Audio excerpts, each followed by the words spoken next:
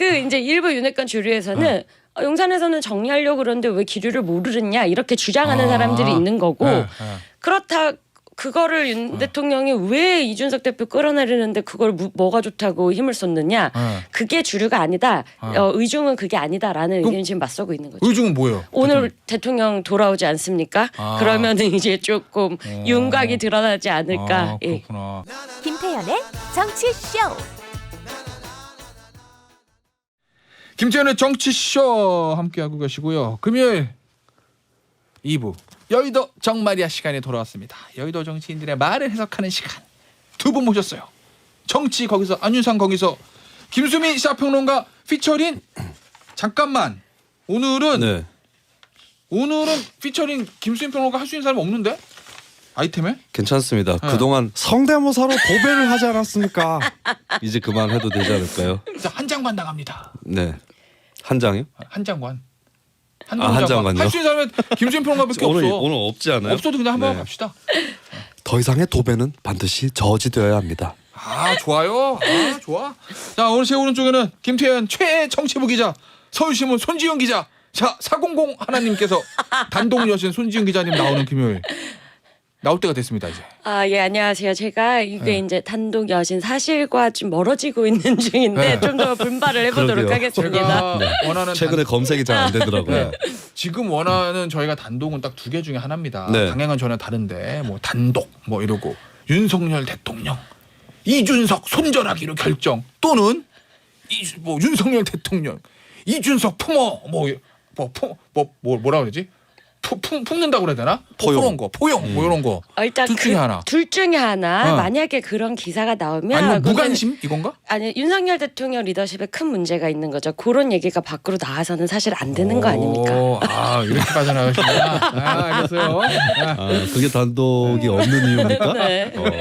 이수연님, 김수민 평론가님 오늘은 누구 데리고 나오셨나요? 기대합니다. 어제 택시 기다리다가 전화 방송하는 거 들었어요 하셨습니다. 어제 제가 전화 방송이 없는데요. 없답니다. 다른 사람 아닌가요? 접니다. 혹시 누가 제 성대모사를 하고 다니는 거 아닙니까? 그렇구나. 어제 전화 방송 오셨어요? 어제 고현준의 뉴스 브리핑 그렇구나. 중인데 아침에 교통 상황이 너무 안 좋아가지고 급하게 전화 연결 한번 했습니다. 예. 자 오늘 저희가 준비한 주제가 뭐냐면 이준석 대표 얘기하고 단독 저 국회 개원 그다음에 민주당 당권 도전 요거거든요. 그래서 오늘 등장 인물 중에 김수민 평론가가 할 수 있는 사람이 없어. 네. 한번 보겠습니다. 나올 수도 있으니까 중간에 일단 저는 이런 이 개원 상황 있잖아요 지금. 네. 지금 상황 정리부터 좀 해주세요. 자 일단 원구성이 무엇이냐? 자 원구성 국회에 무엇이냐? 원래대로는 이제 300명의 국회의원이 있습니다. 300명이 안 되죠. 왜냐면은 뭐 이제 의원직을 상실한 사람도 있고 이렇기 때문에 그러면 이제 국회의장 누가 할지 부의장 누가 할지를 뽑고요. 상임위원회 18개를 누가 위원장을 맡고 어떤 국회의원이 어떤 상임위에 들어갈지 요거를 정해야 이렇게 원이 구성돼야 국회가 일을 할 수 있는 겁니다. 자 그리고 이제 국회는 4년마다 전반기 2년, 후반기 2년 때마다 원구성을 하게 돼 있는데 그래서 이제 매년 6월이 되면은 원구성을 하고 새로운 국회가 시작을 해야 되는데 요 여야 협상이 안 끝나서 지금 국회가 아무 일도 못 하고 있는 상황입니다. 자 근데 그게 요번만 그러냐 그건 아닙니다. 21대 국회 전반기 때도요. 7월 17일이 제헌절인데 약간 제헌절에 국회의장 없이 보내는 건 좀 그렇지 않아 약간 이런 공포가 있는데 그렇긴 하다 진짜. 네, 그래서 전반기 때는 7월 16일에 원구성이 된 바 있고요. 그래서 지금 여야가 협상이 약간 이제 서로 신경전을 벌이고 있고 잠시 중단된 상황입니다. 재헌절이 우리 조상들의 한수였군요. 그 전까지는 원구성해라. 양심 있으면 이때까지네 이런 거. 자 근데 보세요.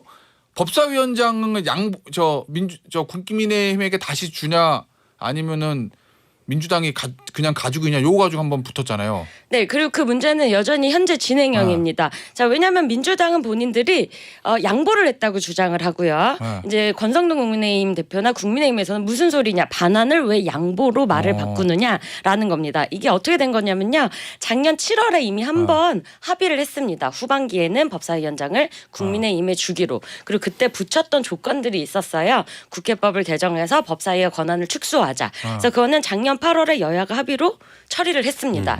자, 그러면 이제 국민의힘 입장에서는 그때 약속을 어음을 끊어줬고 현찰을 다 냈지 않았느냐 그랬는데 선거가 끝나고 민주당이 법사위를 못 주겠다라고 나온 겁니다. 그래서 이제 계속 원구성 협상이 진행이 안 됐었는데 지난주에 민주당이 법사위원장을 다시 양보하겠다 대신에 이제 중대범죄수사청 설치를 논의할 사개특위에 참여하고 그리고 검수완박 관련된 헌재에 내놨던 그 소송들 취하라 이 조건들을 거둔 겁니다.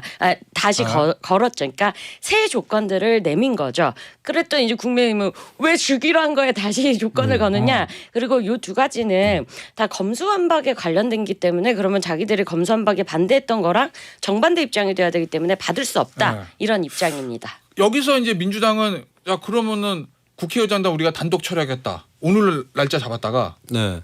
그 다음에 자 그럼 좀 더 기다려보자. 뭐 새로운 조건을 내걸 수도 있어요. 이러면서 월요일에 미룬 상태잖아요.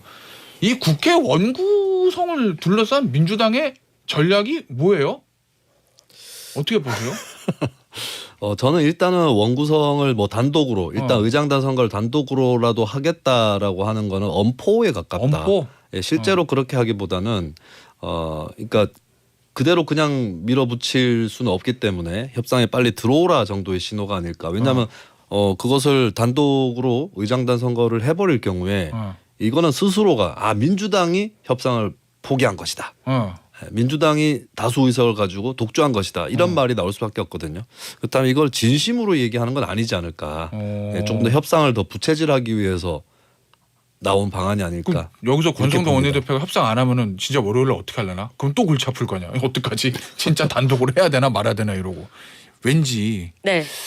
이런 표현이 적절한지 모르겠는데 나 폭탄 돌리기 같은 느낌이 들어. 민주당과 국민의힘하고 서로. 네, 이거는 정치는 명분이기 때문에 국민들이 누가 더 잘못됐다고 생각하게 만드느냐 이 싸움입니다. 그래서 사실 민주당은요.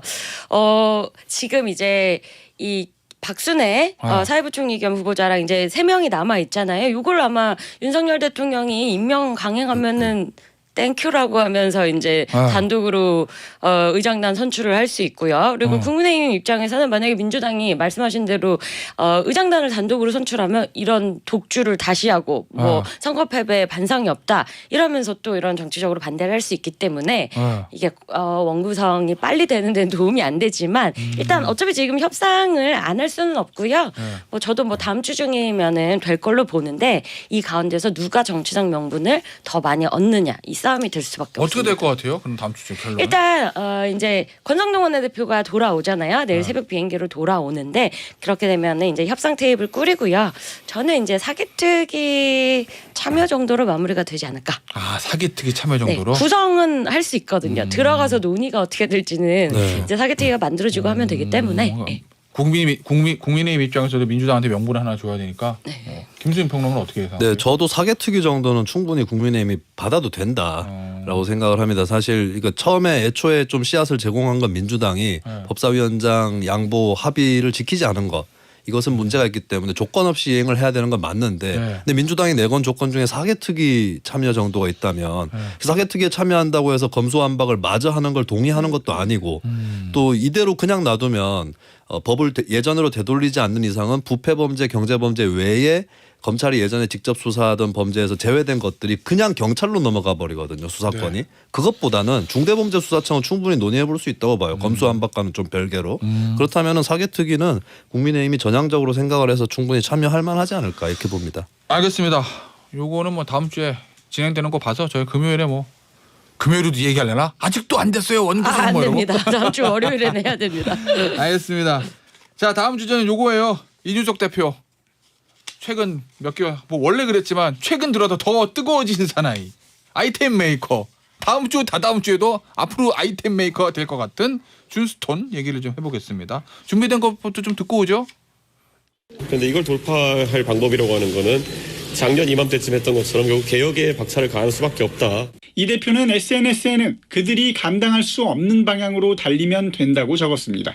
뭐라고 그랬죠? 그들이 감당할 수 없는 방향으로 계속 달린다. 감당할 수 없는 방향을 계속 달리면 떨어져요. 다칩니다. 정재.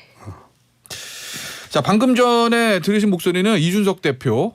그 다음에 들으신 목소리는 어제 저 정치쇼에 출연하셨던 국민의힘의 김정재 의원 얘기인데 그거에 결국 어제 들으셨던 내용은 박성민 비서실장 사퇴해가지고 그랬더니 이준석 대표 SNS에 이제 뭐 계속 달리면 됩니다. 그들이 원하지 않는 방향으로 요거거든요. 감당할 수 없는 감당할 방향. 수 그들이 없는. 감당할 수 없는 방향으로. 이게 무슨 의미냐는 저의 질문에 김정재 의원의 대답은 감당할 수 없는 방향으로 계속 달리면 떨어진다. 추락한다. 요거였습니다. 이제 비판적인 얘기인 거죠. 일단 손지은 기자. 네. 정치쇼에 우리 저 청취자분들이 그런 질문들을 많이 하세요. 아니 비서 없으면 뽑으면 되지.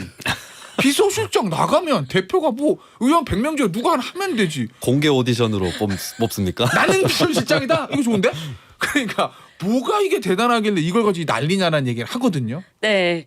자, 일단 누가 비서실장이었냐? 어. 지난 3월부터 박성민, 이제 울산 중구의 박성민 초선 의원이 비서실장이었습니다. 이제 그때도 그때 이제 대선 전후였잖아요. 그래서 박성민 비서실장이 이준석 대표 측의 요청에 따라서 이 비서실장을 맡으면서 윤석열 대통령 측과 이준석 대표 측이 잘 지낼 것 같다.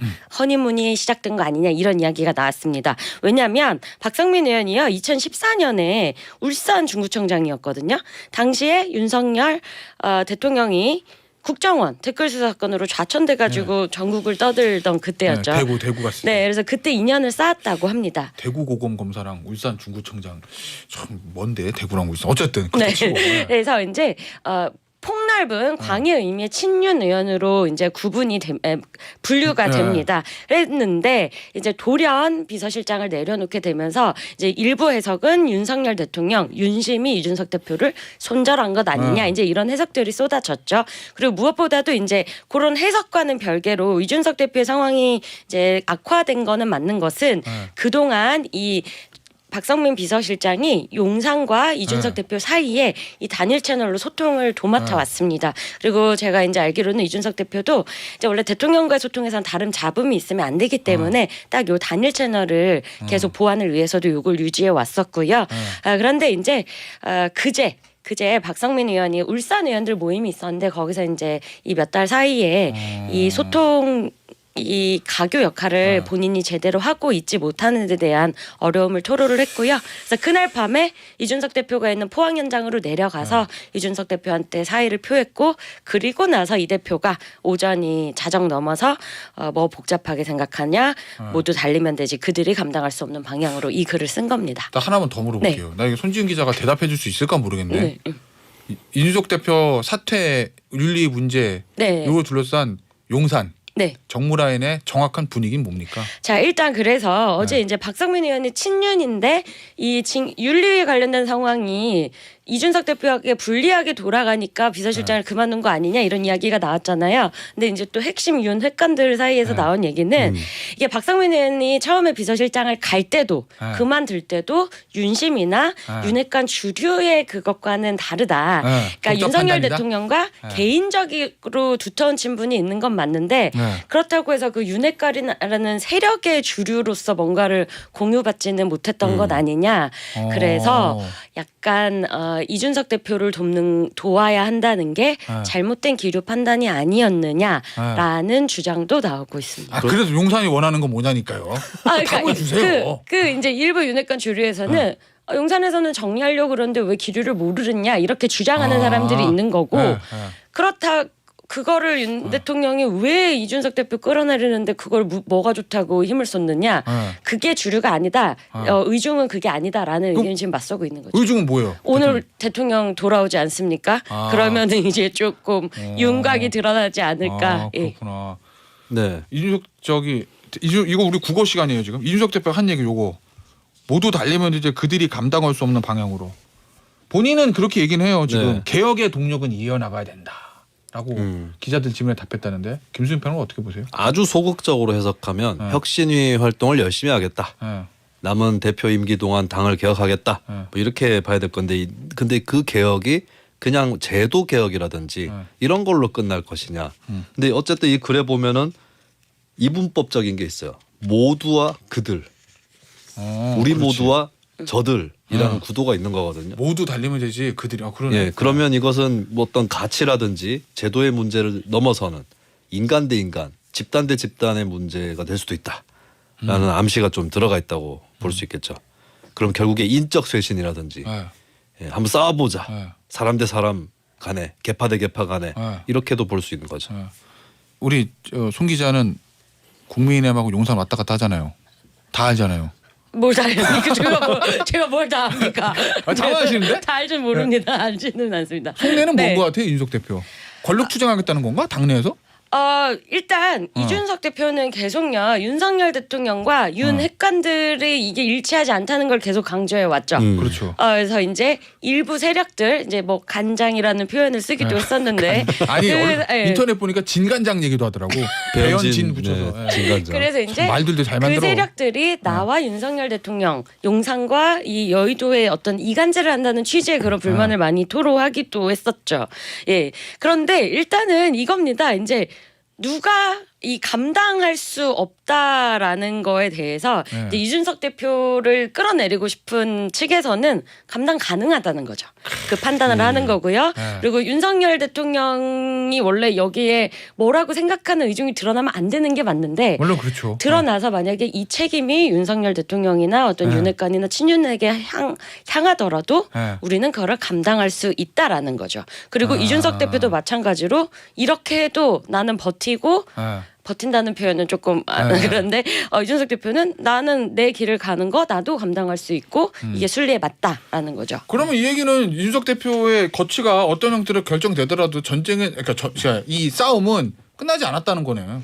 그렇죠. 감당할 수 있겠어? 감당하는데 해봐 이거잖아. 네, 그러니까 서로 감당할 수 있다는 걸 평가는 추후에 내려질 수밖에 없기 때문에. 근데 어제 박지원 전 국정원장이 네. 먼저 물러나야 된다 막 이랬잖아요. 네. 요거는 왜 그러니까 이 행간을 읽어보면은 그래서 이준석 대표가 만약에 먼저 물러나면 누가 좋은지 누구를 욕할 수 있는지 거기서 이렇게 되면 윤석열 대통령을 비판할 수 있다. 이제 이게 숨겨져 있는 거죠. 하긴 근데 뭐 어쨌든 여당의 집안 싸움이 계속되면 네. 오롯이 모든 뭐랄까 안 좋은 건 다 결국은 대통령한테 가니까 대통령 지지율에 반영이 되니까 그래서 손 기자가 대통령 이제 귀국하면 주말에 대통령이 좀 어떻게 형태로 정리하지 않을까 이렇게 말씀하신 거구나. 네, 그러니까 뜻이 만약에 본인의 뜻과 다르게 나가는 것도 같게 나가는 것도 어느 정도는 정리를 하지 않겠나.